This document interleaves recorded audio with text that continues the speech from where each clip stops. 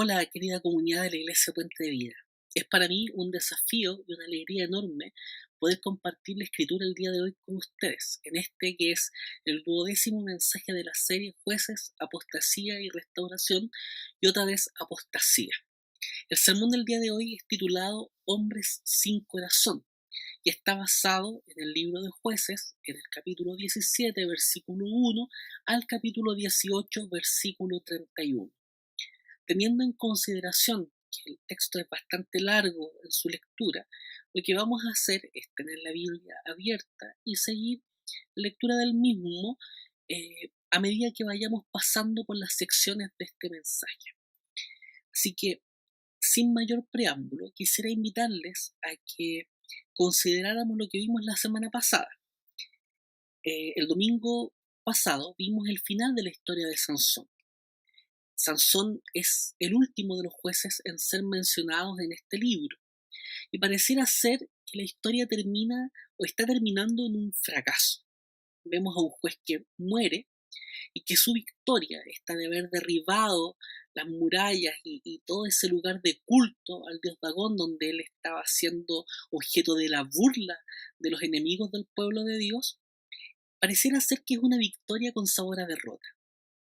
Pero antes que el libro de Jueces termine, parece muy interesante que aún quedan 4 capítulos que buscan mostrarnos una radiografía espiritual a ras de piso, en la misma calle del pueblo de Israel. Un pueblo que se encuentra en la podredumbre espiritual y que pide a gritos que alguien les rescate. Eso, evidentemente, desde el punto de vista de personas que amamos la redención conquistada por Jesucristo en la cruz. Por eso, en nuestra lectura cristiana del libro de Jueces, emerge la idea de la necesidad de un juez, de un salvador. Porque lo que veremos acá, en estos 2 capítulos, es la historia de hombres sin corazón, de personas que quieren vivir a su manera, como si solo ellos existieran. Estamos frente a una realidad sombría, donde reina el sinsentido, pero no por eso esa realidad debe ser pasada por alto. Nosotros debemos considerar estos 4 capítulos de Jueces como palabra del Señor y por lo tanto con un mensaje para nuestra vida. Lo que vamos a ver en estos 2 capítulos tiene que ver con el protagonismo de un individuo y de un grupo de ellos, junto con los resultados que les trajo vivir a su manera. El siguiente domingo veremos los otros 2 capítulos restantes del libro. Entonces, en primer lugar, veamos el protagonismo de Micaías. Y aquí partamos considerando la crónica de un hombre deshonesto. Leamos los primeros 3 versículos del capítulo 17. Dice la Biblia que en la región montañosa de Efraín había un hombre llamado Micaías, que le dijo a su madre, con respecto a las 1100 monedas de plata que le robaron y sobre las cuales te oí pronunciar una maldición, yo tengo esa plata, yo te la robé. Su madre le dijo, que el Señor te bendiga, hijo mío. Cuando Micaías le devolvió a su madre las 1100 monedas de plata, ella dijo, solemnemente consagro mi plata al Señor para que mi hijo haga una imagen tallada y un ídolo de fundición. Ahora pues te la devuelvo. Quizá uno de los sujetos más importantes de este relato, de los capítulos 17 y 18 del libro de Jueces, sea Micaías. Aparece en ambos capítulos y es el protagonista de la primera parte de esta sección. Hagamos ahora una descripción de lo que se cuenta de él. Lo primero que se dice es que era un hombre de la región montañosa de Efraín. Además de eso, salta a la luz su nombre. Tiene un muy buen nombre. Ahí para quienes están pensando en nombres para sus futuros hijos e hijas, Micaías es un buen nombre. Significa quién es como Jehová. Y como veremos a lo largo de esta historia, él no hace justicia a dicho nombre. Vemos una actitud bastante deshonesta de su parte. Él le había robado a su madre 1100 ciclos de plata. Y cuando ella maldijo al ladrón, él, considerando esa maldición, le devuelve el dinero.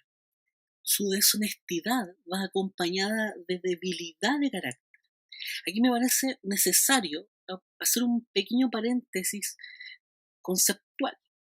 Nosotros regularmente hablamos de caracteres, y hablamos de carácter fuerte y de carácter débil, como que lo pertinente, lo necesario, fuese tener un carácter fuerte, porque así nadie nos pasa a llevar.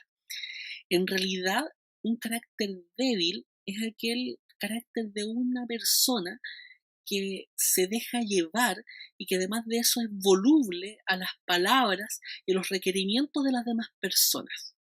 Es alguien que se deja moldear por personas y circunstancias. Pero por otra parte, aquella persona que es de carácter fuerte es un sujeto que no tiene ninguna consideración respecto de los demás y pisotea, oprime, aplasta porque tiene un deseo o un anhelo o un complejo más bien de superioridad. En este caso, nosotros somos llamados a tener un carácter firme, un carácter que no se deja llevar ni por las circunstancias, ni las personas, ni por la propia emotividad o la autoimagen, la autopercepción que podemos tener. Y aquí vale bien la pena citar Romanos capítulo 12, versículo 3, cuando dice que ninguno debe tener más alto concepto de sí que el que debe tener, sino que debe pensar de sí mismo con cordura, conforme a la medida de la fe que le haya sido dada. Esa cordura nos hace no pensar de nosotros mismos como la peor cosa, pero tampoco con un complejo de superioridad. Reconocemos que la gracia de Dios actúa en nosotros y esa mirada de cordura nos hace tener, insisto, un carácter firme. Ahí cerramos el paréntesis. Cuando nosotros leemos el relato de los primeros 3 versículos del capítulo 17, vemos también a la madre de Micaías. Y lo que se hereda no se hurta, dice un adagio popular. La madre de Micaías también es débil de carácter. Ella perdona inmediatamente a su hijo y lo restaura sin que haya un arrepentimiento genuino. El comportamiento de Micaías cambió. Él devuelve eh, el dinero que le había robado a su madre. Pero probablemente, y a la luz de lo que veremos más adelante, su corazón no ha cambiado en absolutamente nada. Eso nos deja de inmediato una lección a quienes somos padres de que ser condenadores y castigadores de los hijos causa tanto daño como excusarles de sus faltas. Ahora veamos también el escenario religioso que va trazándose en este contexto. Los versículos 4 al 6 del capítulo 17 dicen que cuando él, está hablando de Micaías, devolvió la plata a su madre, ella tomó 200 monedas de plata y se las dio a un platero, quien hizo con ellas una imagen tallada y un ídolo de fundición que fueron puestos en la casa de Micaías. Este Micaías tenía un santuario, hizo un efod y algunos ídolos domésticos y consagró a uno de sus hijos como sacerdote. En aquella época no había rey en Israel, cada uno hacía lo que le parecía mejor. Aquí el texto nos presenta un dilema que debe ser afrontado.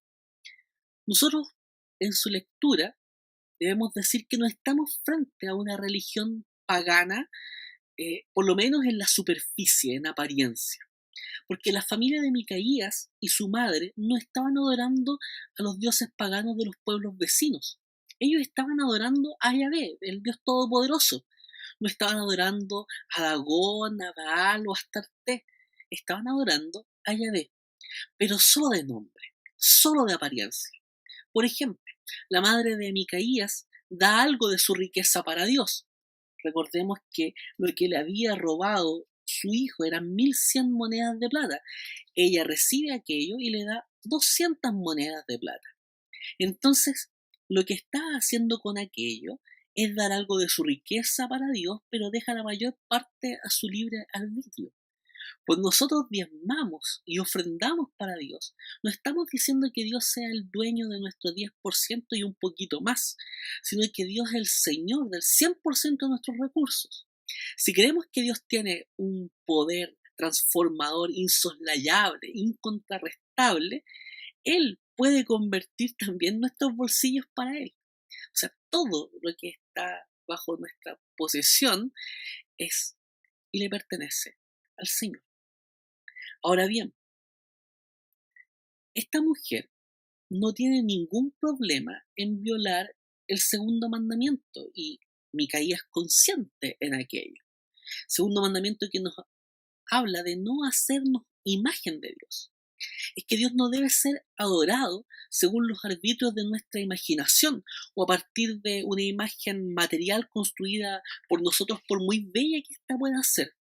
Cualquier imagen se queda corta cuando quiere representar a Dios, porque ensalza solo un elemento de su naturaleza o algún atributo, pero esconde otros.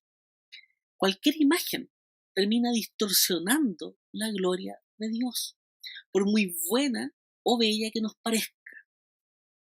Timothy Keller dice respecto de este asunto en su libro Jueces para ti, que adorar a Dios con imágenes revela un espíritu interno que se resiste a someterse a Dios como Él es y que quiere elegir y escoger atributos con el fin de crear un Dios que sea aceptable para nosotros. Y aquí, queridos hermanos, debemos tener muy presente lo que este texto nos está reportando. Porque este no es un problema de católicos romanos o de ortodoxos, por el cual los protestantes podemos sentirnos liberados de este peso de la palabra. Es también un problema nuestro, cuando queremos forjar mentalmente un Dios que nos dice lo que queremos escuchar y calla lo que no queremos oír. Cuando queremos construir a un Dios que ama a quienes nosotros amamos y odia a quienes nosotros odiamos. Y para eso no necesitamos hacer una escultura o pintura, porque eso ocurre dentro de nuestros corazones. Sigamos con lo que plantea el texto. No contento con aquello, Micaías desobedece el mandato de la ley de Dios de adorar en un solo lugar. En ese contexto, el tabernáculo ubicado en Silo, que era donde estaba también el efod, que podía representarse de dos maneras, como un pectoral que usaban los sacerdotes o como también un instrumento que era parte del ornamento del tabernáculo. En ese efod se guardaban las piedras llamadas Urim y Tumim, que eran ocupadas para consultar a Dios. Micaías lo que hace acá es armar su propio santuario doméstico para adorar a su manera según sus preferencias personales. Micaías lo que está haciendo es consagrar también a su propio hijo como sacerdote, cuando la ley claramente expresaba que solo podía ser alguien de la tribu de Leví el que desempeñara dicha función. Y aquí debemos decir también, aterrizando de inmediatamente lo que el texto nos quiere plantear, que la iglesia no es un lugar para el consumo, para recibir lo que nosotros queremos, sino que es el lugar donde nosotros somos edificados. Y esa edificación trae consigo el aliento y el consuelo, y junto con ello también la exhortación y la disciplina. Quererse ir de una comunidad porque no llena nuestras expectativas es tener un alto concepto de uno mismo. Es perder la cordura, como decía el texto de Romanos capítulo 12. La única posibilidad de salir de una comunidad es si ésta evidentemente ha traicionado el Evangelio de Jesucristo, lo que podría notarse en la pérdida de una o de todas las marcas de la iglesia verdadera: la predicación fiel de la palabra, la recta administración de los sacramentos y el ejercicio bíblico de la disciplina eclesiástica. Queridos hermanos, Dios nos libre de dejar de lado la santa palabra de Dios por los dictados de la cultura. Ese fue el pecado de la familia de Micaías: moldear a un Dios para su cultura y sus corazones, y no un Dios que puede transformar la cultura y el corazón. Dios nos libre también de cumplir ciertos aspectos de la ley de Dios para luego tergiversarlos y agregar otros que no se condicen con lo que enseña la palabra. Por eso tú y yo somos creyentes y no crédulos. Somos creyentes que podemos distinguir lo que es la predicación y la enseñanza fiel de la palabra de Dios. Dios es el Señor. A ese Dios se le adora y se le obedece. Esas son las consecuencias lógicas de la fe y no el creernos los capitanes y los constructores de nuestra propia existencia. El versículo 6 es una radiografía espiritual elocuente. Dice: en aquella época no había rey en Israel, cada uno hacía lo que le parecía mejor. Los creyentes del pueblo de Dios necesitan un rey y necesitan dejar de hacer lo que bien les parece. Tú y yo necesitamos un rey y necesitamos ser obedientes a la palabra de Dios. Eso solo lo podemos lograr con la ayuda del Espíritu Santo. El ser obedientes a la palabra de Dios es el resultado de una vida transformada por el poder del Espíritu Santo. Sigamos viendo lo que nos dice el texto. Vamos a tener la lectura en el versículo 7 al versículo 13 para completar la primera sección de este relato. Dice que un joven levita de Belén de Judá, que era forastero y de la tribu de Judá, salió de aquella ciudad en busca de algún otro lugar donde vivir. En el curso de su viaje llegó a la casa de Micaías, en la región montañosa de Efraín. ¿De dónde vienes?, le preguntó Micaías. Soy levita de Belén de Judá, contestó él, y estoy buscando un lugar donde vivir. Vive conmigo, le propuso Micaías, y sé mi padre y sacerdote, y te daré 10 monedas de plata al año, además de ropa y comida. El joven levita aceptó quedarse a vivir con él y fue para Micaías como uno de sus hijos. Luego Micaías invistió al levita y así el joven se convirtió en su sacerdote y vivió en su casa. Y Micaías dijo: ahora sé que el Señor me hará prosperar porque tengo un levita como sacerdote.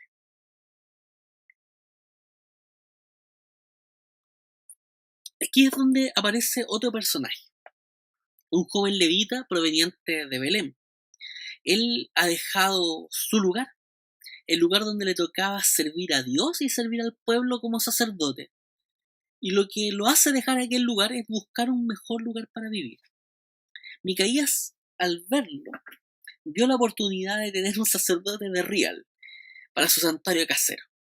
Entonces, en un formato hágalo usted mismo, Micaías, al estilo de un maestro chasquilla, que es como en Chile llamamos un sujeto que hace todo tipo de arreglos en una casa, pega con un chicle a un sacerdote en su santuario casero. Aparentemente ahora es más fiel a la ley de Dios, pero sigue construyendo una adoración a su manera. Él cree que este sacerdote verdadero puede tener un ministerio más grato para Dios que su hijo, a quien él mismo había consagrado como sacerdote.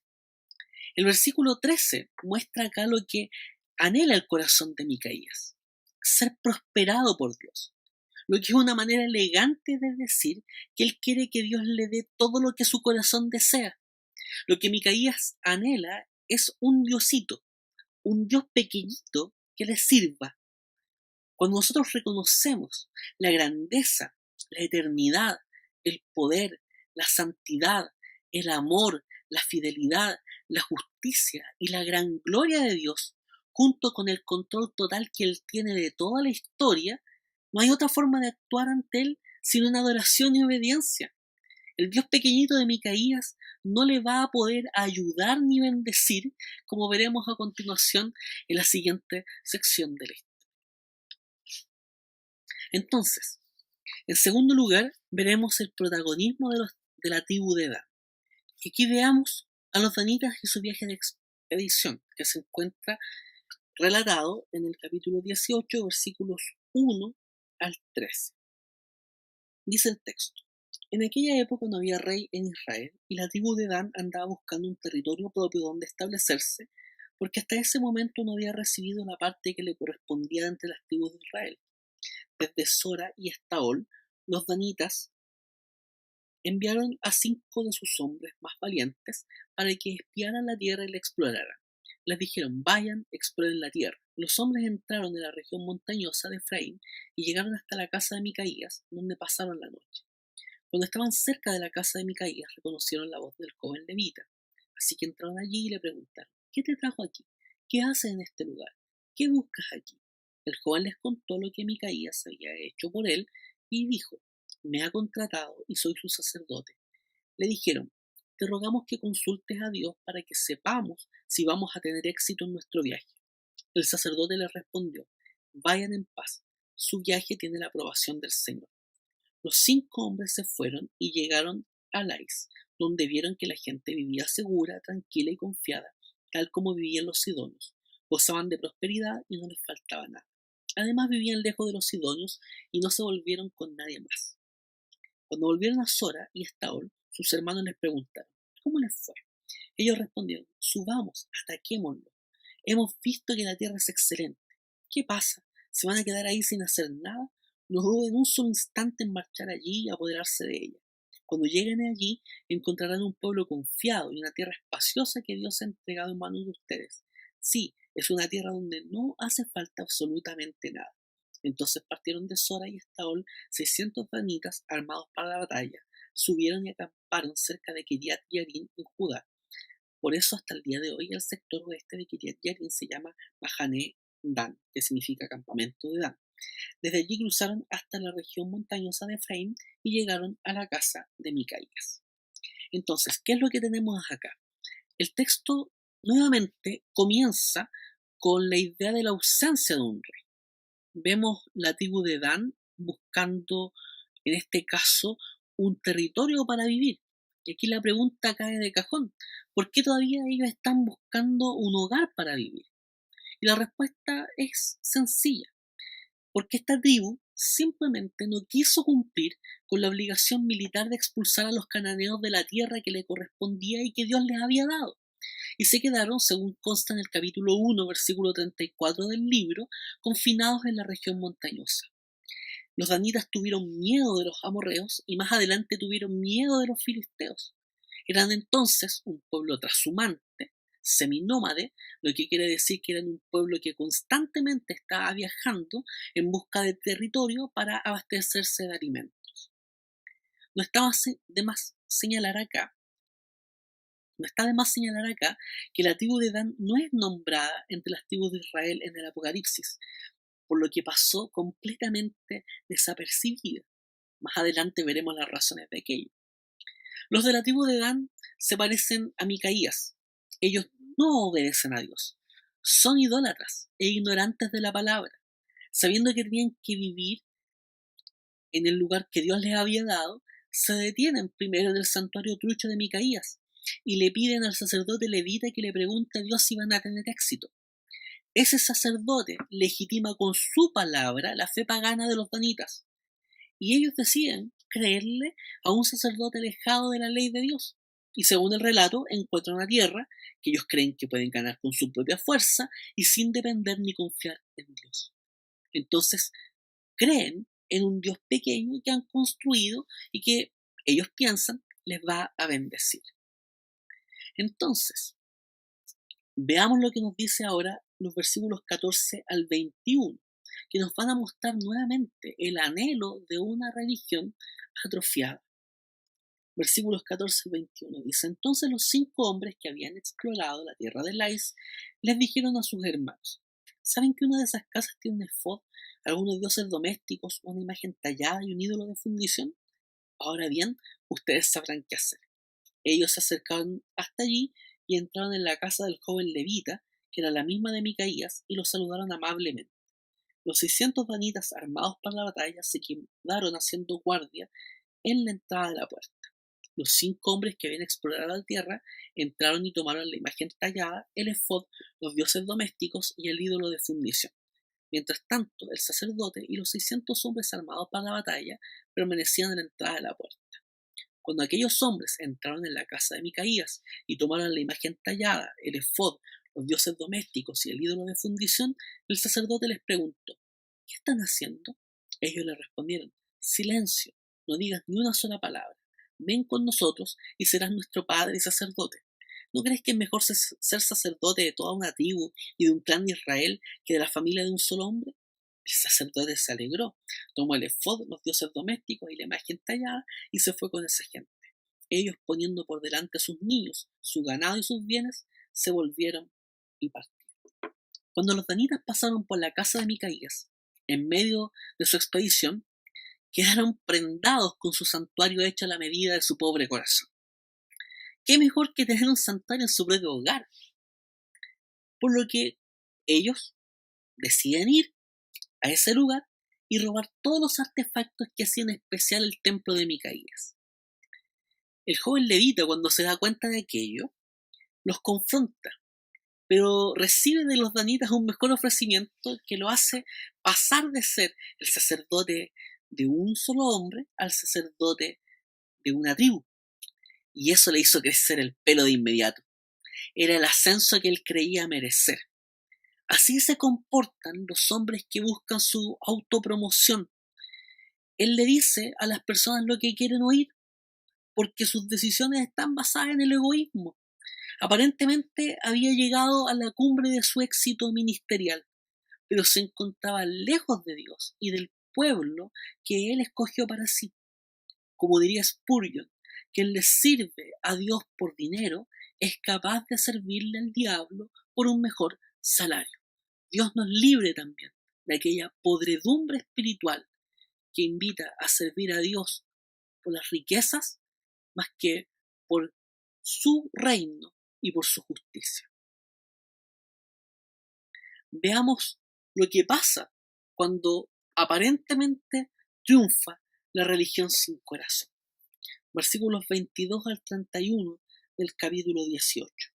Dice: cuando ya se habían alejado de la casa de Micaías, los hombres que vivían cerca de Micaías se reunieron y dieron alcance a los danitas. Como gritaban tras ellos, los danitas se dieron vuelta y le preguntaron a Micaías: ¿qué te sucede? ¿Que has convocado a tu gente? Micaías les respondió: ustedes se llevaron mis dioses que yo mismo hice, y también se llevaron a mis sacerdotes, y luego se fueron. ¿Qué más me queda? ¿Y todavía se atreven a preguntarme qué me sucede? Los danitas respondieron: no nos levanten la voz, no sea que alguno de los nuestros pierdan la cabeza y los ataquen a ustedes, y tú y tu familia pierdan la vida. Y así los danitas siguieron su camino. Micaías, viendo que eran demasiado fuertes para él, se dio la vuelta y regresó a su casa. Así fue como los danitas se adueñaron de lo que había hecho Micaías y también de su sacerdote, y marcharon contra Lais, un pueblo tranquilo y confiado. Mataron a sus habitantes a filo de espada y quemaron la ciudad. No hubo nadie que los librara, porque vivían lejos de Sidón y no se relacionaban con nadie más. La ciudad estaba situada en un valle cercano a Bet Rehob. Después, los mismos danitas reconstruyeron la ciudad y se establecieron allí. La llamaron Dan en honor a su antepasado del mismo nombre, que fue hijo de Israel, aunque antes la ciudad se llamaba Lais. Allí erigieron para sí la imagen tallada, y Jonatán, hijo de Gersón y nieto de Moisés, y sus hijos fueron sacerdotes de la tribu de Dan hasta el tiempo del exilio. Instalaron la imagen tallada que había hecho Micaías, y allí quedó todo el tiempo que la casa de Dios estuvo en Silo. Cuando Micaías se ve sin nada de lo que había construido con su gran imaginación, él sale junto con sus vecinos dispuestos a pelear contra el ejército danita. Él quería recuperar sus ídolos, su efod, su sacerdote, para conservar su bendición. Pero cuando llegó con ellos, notó que no los podía recuperar porque sus enemigos eran demasiado fuertes como para pelear contra ellos. Además, hay una pachotada que le lanzan estos sujetos a la cual era difícil no hacer caso. Cuando le dicen: no nos levante la voz, no sea que alguno de los nuestros pierdan la cabeza y los ataquen a ustedes, y tú y tu familia pierdan la vida. Después de eso, ¿quién quiere seguir peleando? Y ahí debemos decir que siempre la religión hecha a la medida terminará desilusionándonos. Siempre los dioses falsos que nosotros levantemos terminarán llevándonos a la ruina del sinsentido, a una religión sin corazón. Los de la tribu de Dan continúan su marcha, se asientan en Lais, luego de matar a sus habitantes y quemar la ciudad. Lais era una ciudad que estaba fuera de la tierra que Dios les había dado, lo que es un poderoso símbolo del alejamiento de Dios. Y aunque ellos lo quieran tapar poniéndole el nombre de Dan, este antepasado, hijo de Israel, ellos seguían haciendo lo malo ante los ojos del Señor. Y si todo puede ser peor, aquí viene algo más triste. En el versículo 30 es que conocemos la identidad del joven levita. Se llama Jonatán, era hijo de Gersón y descendiente de Moisés. El texto habla de nieto, aunque algunas traducciones hablan de pariente, descendiente. Si efectivamente era un nieto de Moisés, este relato debiese estar al comienzo del libro de Jueces, en términos cronológicos. Si es solo un descendiente, puede estar también a esta altura del relato. Para los efectos, da lo mismo. ¿Por qué razón? porque lo que nos importa acá es la situación espiritual de este pueblo. Y aquí vemos cómo un sacerdote, un levita, un descendiente de Moisés, ha transado con los principios de la ley de Dios y ha caminado en la propia ruta que él ha trazado para sí. Y sí, Dios no tiene nietos, tiene solo hijos. El pertenecer a una genealogía de cristianos reformados no dice nada respecto de la fe si no se encuentra a Dios de manera personal e individual por la obra del Espíritu Santo.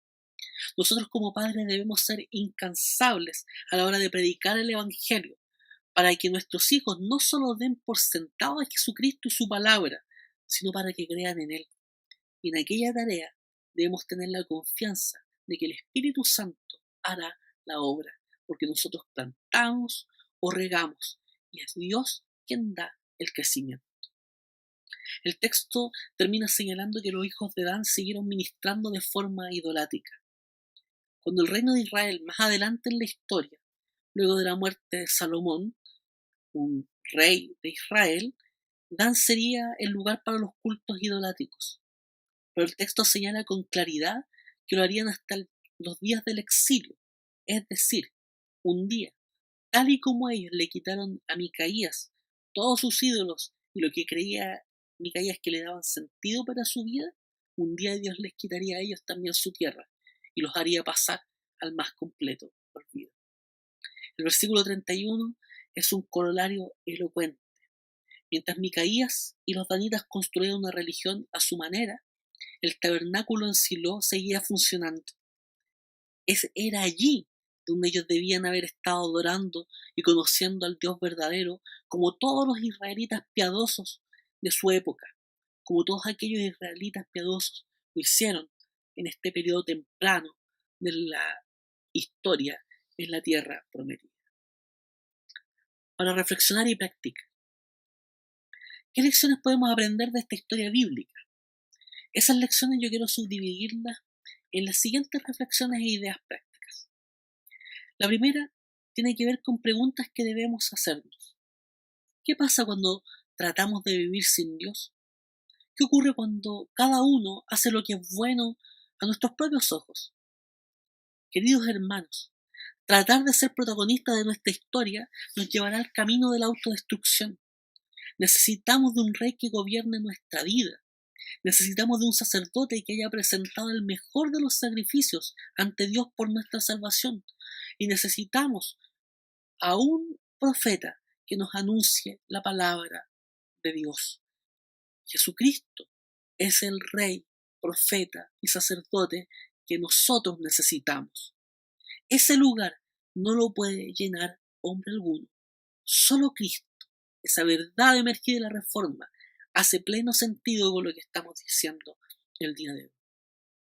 En segundo lugar, nosotros debemos entender que la forma aceptable de la adoración está instituida y limitada por la Escritura, no por nuestra imaginación, y que por lo tanto nosotros necesitamos la mediación de Cristo cuando desarrollamos esa adoración.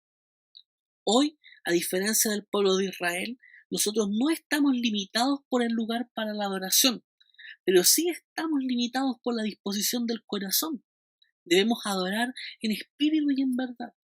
Esto es el fundamento para el culto individual, familiar y el de la iglesia reunida.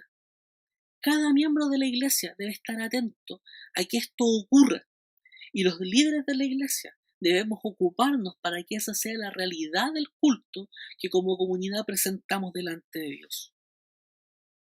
También vemos en Micaías, Jonatán, el levita mercenario, y los danitas a personas que vivían solo para ellos, sin pensar en los demás. Y aquí debemos decir, queridos hermanos, querida iglesia Puente de Vida, que no existe cristianismo solitario, que este cristianismo siempre se da en comunidad, si no, no estaríamos dándonos el trabajo de grabar una predicación y celebrar el culto todos juntos. No existe cristianismo solitario. Se debe luchar entonces contra la comodidad que se adapta a la cultura individualista y fragmentada, que más allá de ciertos discursos actuales que hablan acerca de la tolerancia, en realidad vemos súper poca tolerancia y súper poco goce de la diversidad. El cristianismo es comunitario, porque el Dios Trino lo diseñó así. No se puede vivir la fe fuera de la iglesia. También este texto nos invita a poner los ojos en Jesús, el autor y consumador de la fe, como diría el autor desconocido de la carta a los Hebreos. Dijimos hace poco que hoy nosotros no estamos limitados por el lugar para adorar, porque Cristo mismo es el verdadero tabernáculo.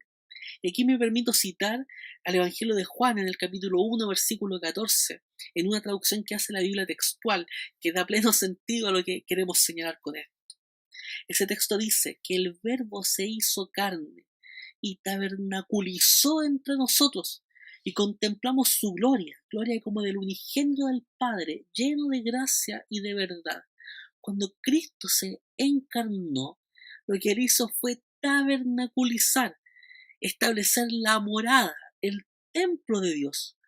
Hoy nosotros vivimos en Cristo. Ese es nuestro lugar, allí está nuestro templo, allí podemos adorar y conocer al Dios verdadero, allí podemos tener vida abundante y verdadera. Además de eso, nosotros estamos necesitados del Señor. Si buscamos saciar nuestras necesidades en nosotros mismos o en cosas que satisfagan ciertos anhelos, seguiremos con hambre y vagando en el sinsentido. Como diría el apóstol Pedro, ¿a quién iremos si solo tú tienes palabras de vida eterna? En Cristo hay plenitud de gozo. Dejemos de construir ídolos cuando tenemos frente a nosotros a aquel que es el camino, la verdad y la vida. También debemos decir que Cristo no es como el sacerdote mercenario de este relato. Juan, capítulo 10, versículos 11 al 13, registra las siguientes palabras de Jesús. Yo soy el buen pastor. El buen pastor da su vida por las ovejas. El asalariado no es el pastor, y a él no le pertenecen las ovejas. Cuando ve que el lobo se acerca, abandona las ovejas y huye. Entonces el lobo ataca el rebaño y lo dispersa, y ese hombre huye porque siendo asalariado no le importan las ovejas. Cristo es el verdadero sumo sacerdote que entendió que debía morir para que tú y yo viviéramos. Él fue el sacerdote y el sacrificio. Por eso no tuvo en cuenta todo el suplicio que ejercieron hombres sin corazón desde que le apresaron hasta la cruz. No los tuvo en cuenta porque buscó glorificar a Dios y porque buscó amarte a ti y a mí. He ahí el Evangelio. Ahí está la buena noticia, que siendo nosotros como Micaías y su familia, como el sacerdote idólatra y como los danitas, que van por donde bien les parece, Cristo viene y nos salva de la debacle, de la ruina, de la oscuridad y de la muerte. Cristo es el juez que le hace falta a esta historia que leímos. ¿No es entonces un motivo de agradecimiento saber que Cristo sí se hizo parte de tu historia y de la mía cuando vino a salvarnos? Debe ser motivo de gozo tener la certeza de que si vivimos, para Él vivimos, y que si morimos, para Él morimos, y ya sea que vivamos o muramos, del Señor somos. Ahí está la buena noticia del Evangelio. En Él hay plenitud de gozo, en Él hay vida abundante, porque Él, a diferencia de Satanás que vino a hurtar, a matar y a destruir, Él vino a darnos vida. Cristo vino a darnos vida y vida en abundancia. Que el Señor les bendiga. Quisiera que tuviésemos un momento para orar al Señor. Amado Señor, te damos muchas gracias por esta tu palabra que hemos compartido. Anhelamos, Señor, que tú, con la fuerza de tu Espíritu Santo, nos capacites para vivir para ti, para entregarte el culto que tú te mereces, Señor, para entregarte, Señor, la adoración como tu palabra lo enseña, para que dejemos de buscar sentido en nosotros mismos y en las cosas que hacemos o que podemos conseguir con dinero.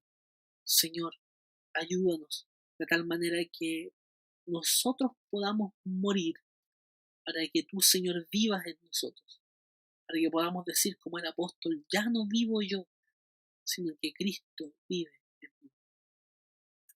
Te pedimos perdón, Señor, por todas las veces que hemos cambiado cambiado tu gloria por cosas que perecen, que se acaban. Y te damos muchas gracias, porque tú, como el buen pastor, siempre sales a nuestro encuentro para perdonarnos, para restaurarnos y para traernos de vuelta al redil, al hogar donde podemos encontrar tu santo evangelio.